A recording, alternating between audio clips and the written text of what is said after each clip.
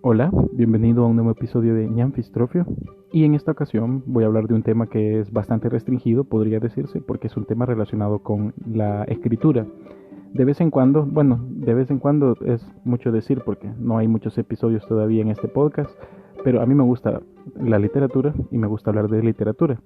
Ya llevo un par de episodios hablando un poco del tema y pues en esta ocasión también lo voy a hacer. El título de este episodio es demasiado grandilocuente, debo reconocerlo, pero quería que el título fuera inequívoco, porque en esta ocasión quiero hablar de lo que yo denomino el mapa de las acciones, pero es un título, digamos, es un nombre solo por mera referencialidad, y no creo haber inventado nada, ni creo haber desarrollado ninguna técnica de absolutamente nada, sino que estoy inspirado en algo que ya había escrito Roland Barthes, pero tampoco me voy a extender en lo que escribió Roland Barthes, así que por eso decía, el título es demasiado grandilocuente, pero si solo lo hubiera dejado como título el mapa de las acciones, era como, ¿qué? ¿A qué se refería? Así que le puse el mapa de las acciones y entre paréntesis nodos y catálisis. Y bueno, ya que el tema es muy restringido para un público bien específico, que en este caso es la gente que está interesada en escribir y más concretamente en comprender lo que escribe, pues yo creo que este episodio quizás no le va a hacer, no va a hacer honor a su título, a esa grandilocuencia. Y de todos modos me habría encantado hacer esto más en video, pero no tengo los recursos apropiados en este momento, en estas circunstancias de cuarentena, para hacer un video, editarlo. Bueno, de hecho ya había mencionado que me quedé sin computadora en episodios anteriores. Ya aburro con eso. Así que me va a tocar hacerlo así, a puro audio. Vaya, para empezar, los nudos y las catálisis es una teoría propuesta por Roland Barthes en las unidades de análisis del discurso, o el análisis narratológico en este caso. No voy a ahondar en ese tema porque no es el centro del tema. Sin embargo, le insto, le exhorto, le imploro que vaya a Google y vaya a buscar una fuente más apropiada para entender qué son los nudos y las catálisis. Sin embargo, algo voy a añadir al respecto. Perdón, pero tenías los nudos son las acciones.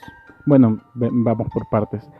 Un relato, un cuento, bueno, no sé si usted, si me está escuchando la persona apropiada, el público apropiado, yo tengo, digamos, soy un escritor, un fanático de la escritura, y esto lo estuve conversando con mi amigo Ricardo de Grafomaníacos, en la Batalla de Talas. Les recomiendo ese podcast, por favor vayan ahí.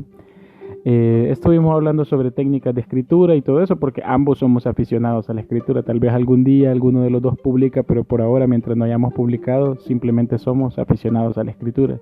Entonces, cuando uno escribe, trata de encontrar como sus mejores herramientas, trata de hacerse de sus propias técnicas, uno se dedica a pulir su estilo.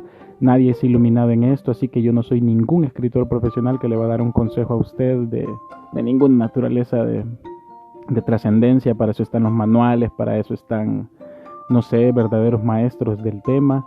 Y hay escritores con canales de YouTube bien sofisticados y profesionales que le pueden dar mejores consejos que los que usted aquí va a escuchar. Sin embargo, consideré que esta técnica que yo aplico nunca se la he visto a nadie. Y tal vez no tiene mucha importancia ni relevancia, ni le ayude a perfeccionar su estilo de escritura, pero consideré que si a mí me sirve, a lo mejor existe una persona más en este mundo a quien también le pueda ser útil. Y bueno, ya que me extendí demasiado en esto, voy a continuar. Vaya, cuando uno lee un cuento, un relato, un texto narrativo de ficción, existen dos tipos de textos, según Roland Barthes. Roland Barthes distinguía las acciones principales de un relato como nudos y las acciones secundarias como catálisis. ¿Cómo hacemos esta distinción? Vaya, piense en...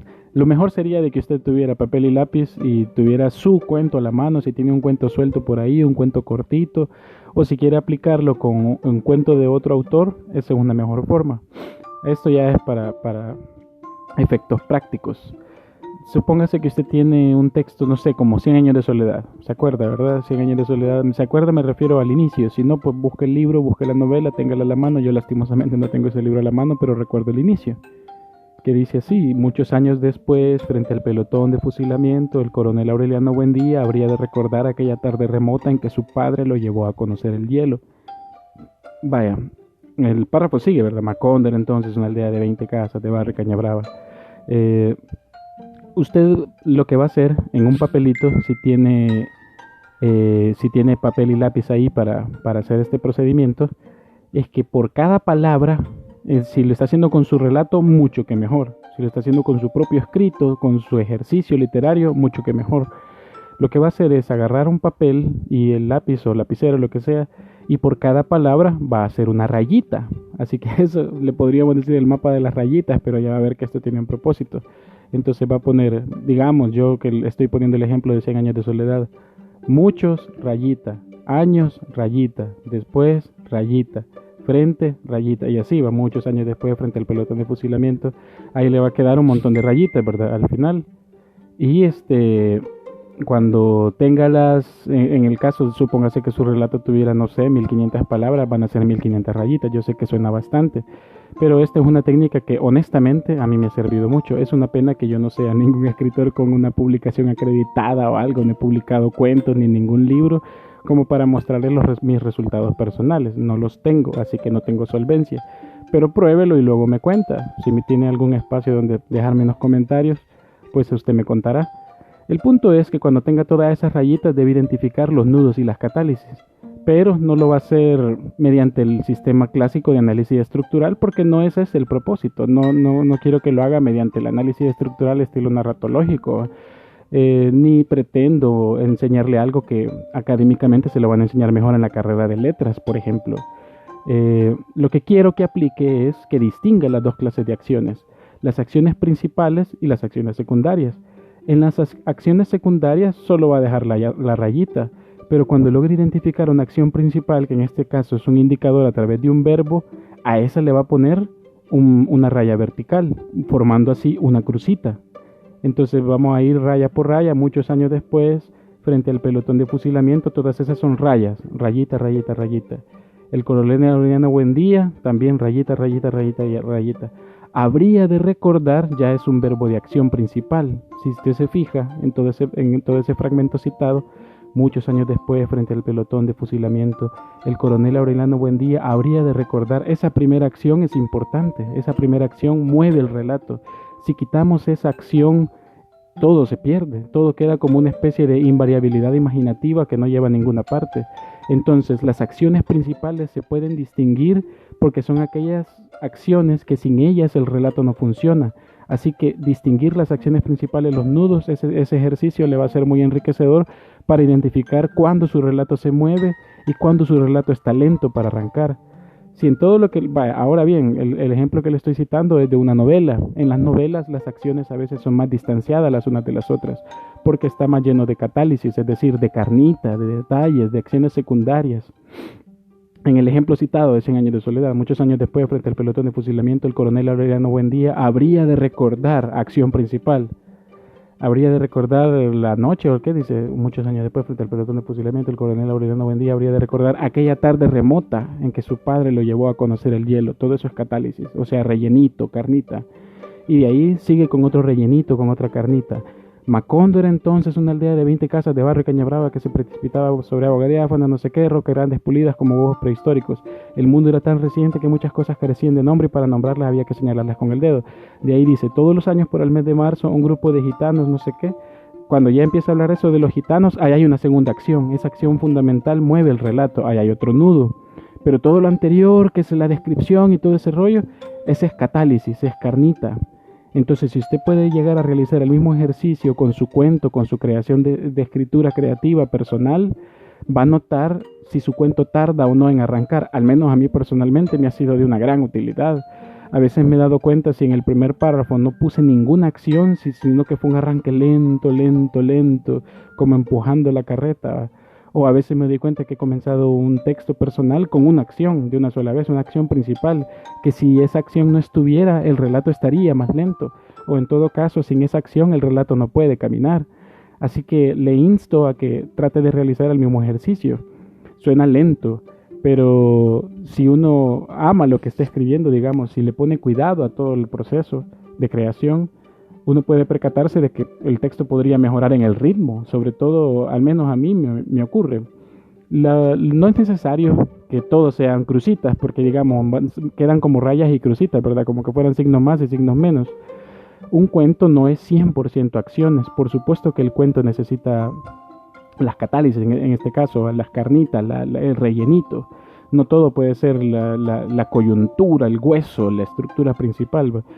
Si un cuento estuviera 100% lleno de acciones, probablemente sería un sinsentido, incluso una novela. Todo necesita un equilibrio, tanto los nudos como las catálisis se equilibran.